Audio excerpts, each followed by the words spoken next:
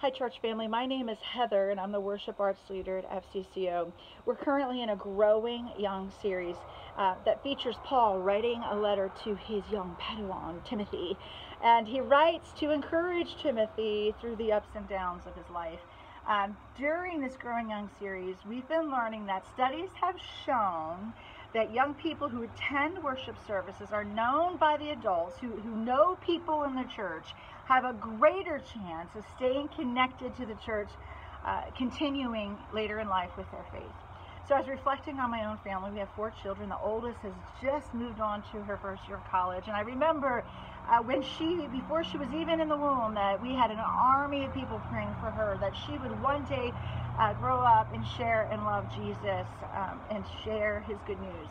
So after moving to New Hampshire, right away we wanted to find some groups again, and we got involved in serving in the church. And all through the years, I'll know that, although not perfectly, we were able to remain consistent as a family, to stay focused on the Lord, to stay steady in attending church, to stay steady in groups so we could develop good relationships and talk about the things of God. And as a teen, she also had the opportunity to serve in some different ways and develop different relationships. And she was involved in student ministries where these leaders poured into her, and the people that were involved in my own life, just praying over my children and loving me and them through all of these years. So she's in college now. And what will she do? Will she continue her faith journey? It's a liberal arts school. Will she remain strong? Well, thank you, church. Thank you to all those people that prayed for her when she was in the womb till today and even into the future. She, at school the first week, couldn't make it to a church, so she watched FCCO online. The second week, she and 2 other girls tried to register for a church that was local to her school and didn't make it in time. The registrations were already full. So the third week, they planned ahead and they pre-registered to go to church.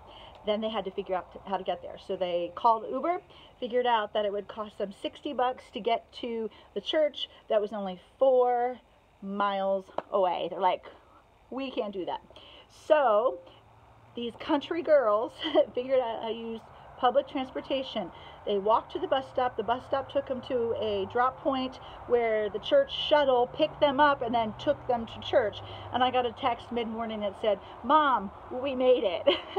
So I celebrate that, and it's all because of so many prayer warriors and so many adults that have poured into her life. So thank you. Keep doing that for our younger generations.